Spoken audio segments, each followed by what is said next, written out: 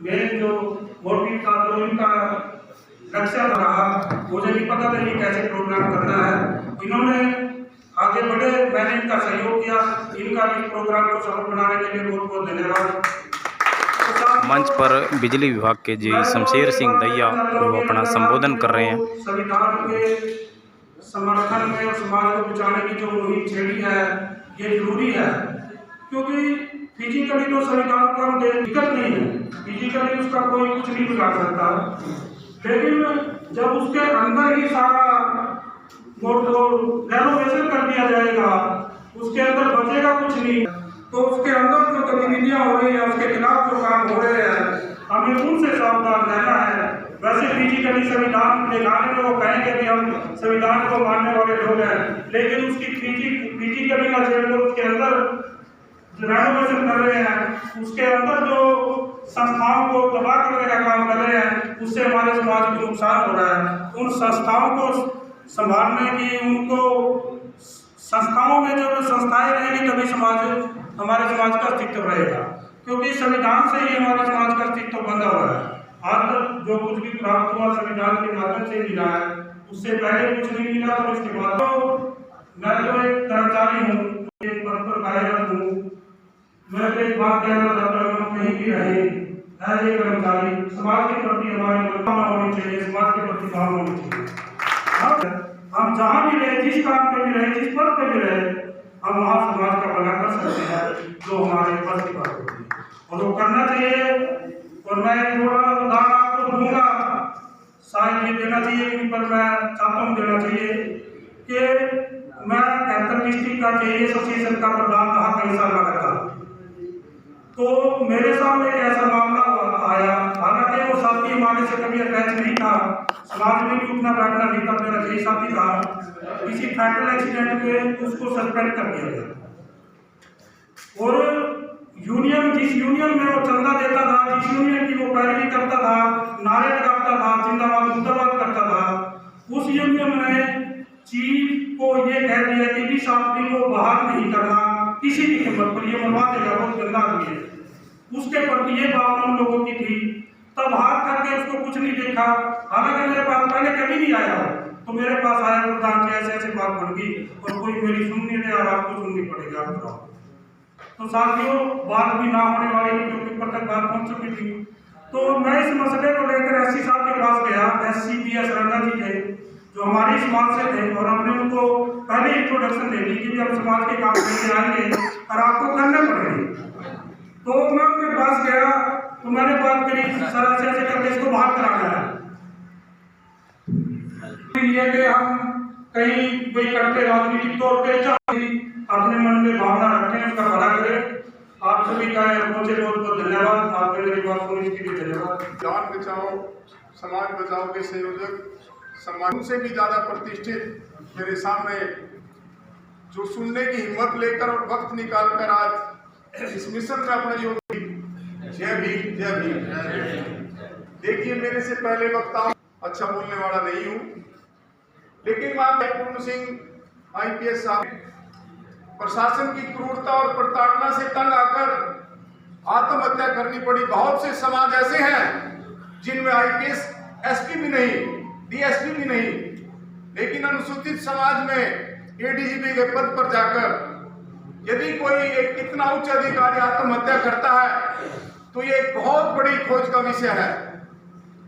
हर किसी के अपने अपने विचार हो सकते हैं, लेकिन मेरा जो विचार है, मैं अपने उन कर्मचारियों को, उन अधिकारियों को, उन सेवानिवृत्त बापाओं से जिनके बेटे आज IAS HCS हैं, उनको आगाह करना चाहता हूं, लोग समाज से कटकर रहे तो संभवतः सभी आत्महत्या करेंगे, क्योंकि जिसके साथ उसका समाज है वो अधिकारी एक नेता से मेरे समाज की विडंबना है। बाबा साहब भीमराव अंबेडकर ने भी कहा था कि मुझे पढ़े लिखे लोगों ने धोखा दिया है। वो क्या है कि यदि मैं आज एक IAS बन गया तो सबसे पहले मैं अपने समाज से कटता हूं, कहीं मुझ पर यह आरोप लग जाएगा कि हमारे पास यदि 2 बारात आ गई तो हमें एक दूसरे जिम्मेदारों की चौपाल में बैठानी पड़ेगी। आप जगह बहुत है, अच्छा बनाइए। लेकिन हमारे सरपंच साहब ऐसे थे, वो कहने लगे कि मैं 20 बाई 29 का एक हॉल और एक कमरा बनाऊंगा, जो सरकार को लेकर के DC के कोटे से लगे हैं।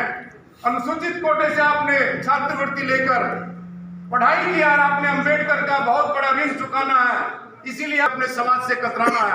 साइंस भवन दिल्ली के अंदर एक मीटिंग को एड्रेस कर रहा था, तो मैंने वहां पर बहुत न्यायाधीश भी थे, पूर्व न्यायाधीश थे, IAS और IPS भी थे क्योंकि हमारी सुनने वाला कोई नहीं। मैंने उनसे आग्रह किया कि आप अपने पद पर बैठे हैं और जिसकी जितनी पावर ने लाइसेंस बनाना है, DC ने बंदूक का लाइसेंस देना है। मैं दावे के साथ कहता हूं कि यदि मेरे समाज गांव में 5 बंदूक के लाइसेंस हो तो मैं दावे के साथ कह सकता हूं कि एक एट्रोसिटी भी नहीं होगी। लेकिन दुर्भाग्य की कोई आक्रामक कुत्ता भी आपके घर में आ जाए तो आपको बहुत देर एक डंडा ढूंढने में लग जाती है, क्योंकि गए कि हम भारत के लोग, आपको कुछ नहीं चाहिए। सबसे पहले आप इस बात को चरितार्थ करने में सोचिए कि आपको भारत का लोग समझा जाता है कि हम भारत के लोग, we the people of India, इस बात को चरितार्थ रहा है।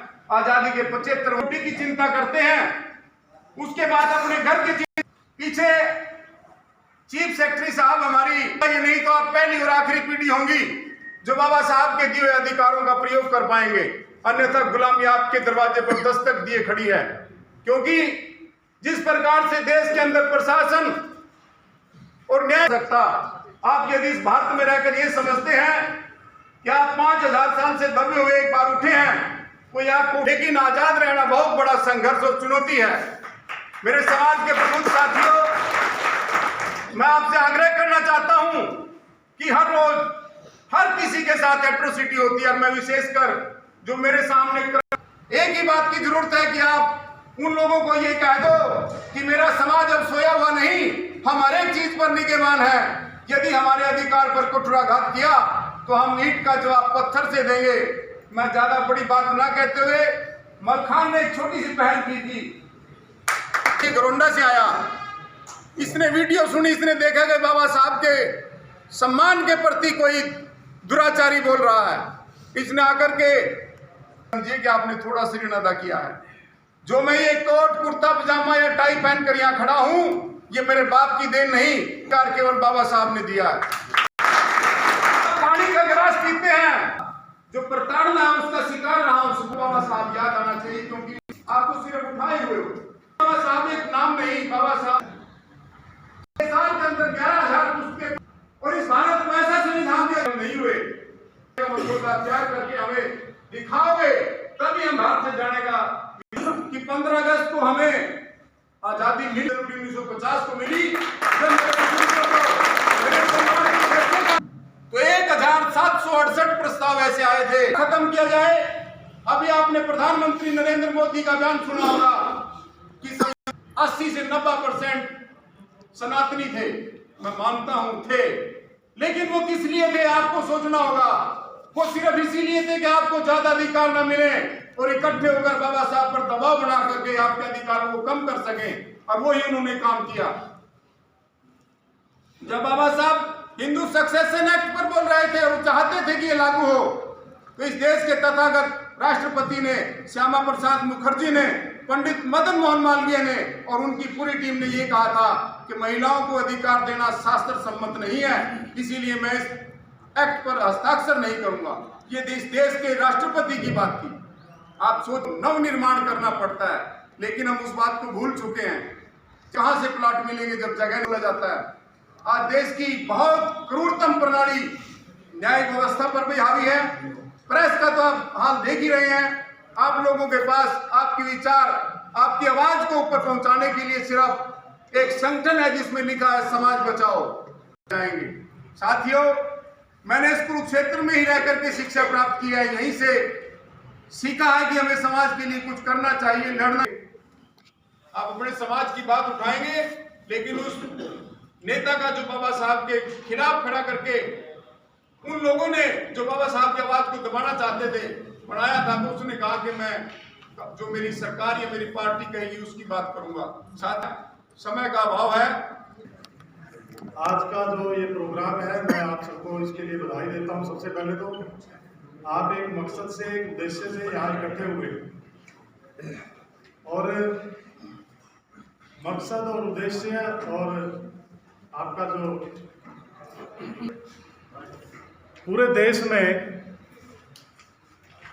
जो ये विषय है ये सब जगह चर्चित है। आज का जो विषय है,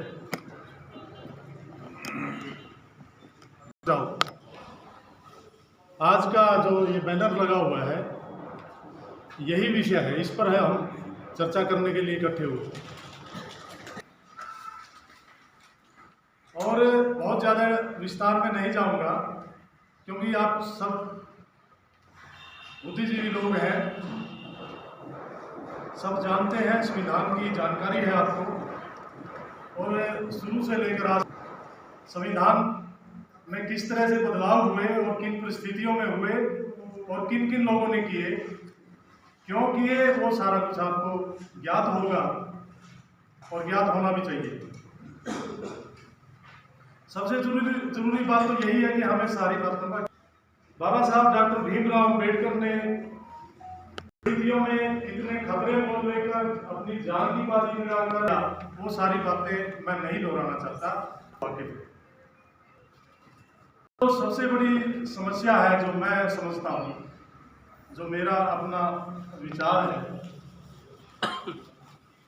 कि इतने सालों के बाद, संविधान लागू होने के 75 सालों के बाद आज ये परिस्थिति उत्पन्न क्यों हुई? आज ये स्थिति क्यों हुई कि हमें इस तरह के स्लोगन लिखने पड़ रहे हैं? बाबा साहब ने तो ये सोचा था कि अब संविधान की सुरक्षा में, संविधान में जो हक और जो अधिकार मिले हैं, जो आपको आज़ादी मिली है, बना सकेंगे। और ये बड़ा यक्ष पर्सन है, ये हमारे सबके सामने है, ये स्वाद सबके सामने। समाज बचाओ।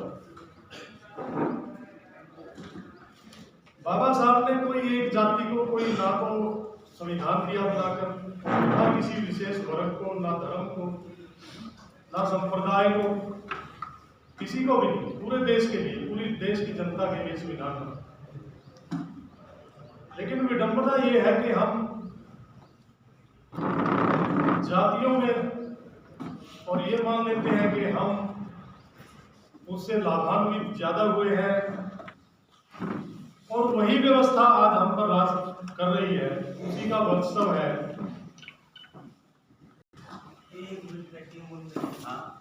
तो इसलिए हमें सबसे पहले तो जातियों से बाहर आना होगा। अगर ईमानदारी प्रोग्राम करके हम कुछ लोगों को इकट्ठा करके हम किसी तरह से कोई एमएलए बन सकता है, कोई मेंबर पार्लियामेंट बन सकता है, मैं समझता हूं इससे ज्यादा नहीं बन सकता। जब तक हम राज नहीं लेंगे, जब तक शासन पर हम कब्जा नहीं करेंगे, शासक नहीं बनेंगे, नीति निर्माता नहीं बनेगी, शासक वर्ग जो चाहता है वही होता है। और शासक जमात बनने के हम कहीं आसपास नहीं है, और ना हम उस तरह का कोई प्रयास कर रहे हैं, ना उस तरह की एकजुटता है, ना उस तरह का कोई संघर्ष है। हम इतने ग्रुप में, इतने उसमें बंट गए हैं कि सब लोग अपना अपना चेहरा लेकर घूम रहे हैं। हर आदमी अपना चेहरा दिखाना चाहता है। जिस तरह का राजनीतिक वातावरण है, जिस तरह की पॉलिसी इस तरह से हो रही है, उस पर कोई, मैं समझता हूँ कोई गंभीरता से कोई उस पर ना तो बात हो रही है और ना कोई विचार उस पर कर रहा है। बाबा साहब ने तो बहुजन समाज की कल्पना करी थी। वो हर बहुजन मूल निवासी, इस देश के सारे जो SC, ST, OBC, minority, converted लोग हैं, जो वो इस देश के मूल निवासी हैं। इंडिजिनियस पीपल ऑफ इंडिया वो है लोग, और वो आज हाशिए पर है। आज उनकी औकात दरी बिछाने तक है, इससे ज्यादा नहीं है। कोई ये समझे कि मैं उस पार्टी में, उस पार्टी में, उस ग्रुप में, उसमें मैं कुछ हैसियत रखता हूं, तो वो आदमी आपको धोखा दे रहा है। कोई हैसियत नहीं है किसी आदमी की। जब तक आप इकट्ठे नहीं होंगे, बहुजन मूल निवासी जब इकट्ठा होकर शासक जमात बनने की कोशिश नहीं करोगे, जातियों को तोड़कर आगे नहीं आओगे, तब तक ये ड्राइंग रूम मीटिंग चलती रहेंगी और होना कुछ नहीं है। रिजल्ट बिग जीरो, बड़ा शून्य, यही रिजल्ट रहना है। संविधान रहेगा, संविधान की जो पुस्तक है, जो दस्तावेज है, जो फिजिकल जो उसका वो रहेगा, उसको नहीं छेड़ेगी आज की जो व्यवस्था है वो रहेगी। और लेकिन उसको इतना निष्क्रिय कर देंगे, जरूरत क्या होगी, वो उसको सेट असाइड क्यों करेंगे, उसको कूड़े में क्यों डालेंगे, क्या जरूरत है, वो लागू ही नहीं करेंगे। और यही बाबा साहब ने कहा था पार्लियामेंट कॉन्स्टिट्यूशनल असेंबली में कि संविधान कितना ही अच्छा हो, अगर उसको लागू करने वाले लोग बुरे हैं तो संविधान अंततः बुरा ही साबित होगा। और कितना ही बुरा संविधान हो, अगर लागू करने वाले ईमानदार हो, नियत वाले लोग हैं, तो कितना ही बुरा संविधान हो, अंततः अच्छा ही साबित होगा। तो ये मोटी मोटी इन पर गहनता से सीरियसली इस पर विचार करना चाहिए। और समाज नाम पे कितना हजारों करोड़ रुपया हड़प करके स्कीम का है, उसका लाभार्थी कहाँ है? 80 करोड़ लोग गरीबी रेखा के जैसे लोग नीचे होते हैं, 5 किलो राशन के लिए आज भी लाइन में। तो इसलिए मैं यही बात अपनी यहाँ रखना चाहता था, मुझे इशारा हो गया, मैं अपनी बात को समाप्त करूंगा। तो बाबा साहब को अगर मानते हैं, खाली जय जयकार करने से कुछ नहीं होगा। बाबा साहब भी इस बात के विरोधी थे, उन्होंने कहा था कि मेरी जय जयकार करने से कुछ नहीं होगा, मेरी जय जयकार मत करो, मेरी पूजा मत करो, जो मैं कहता हूँ वो काम करो।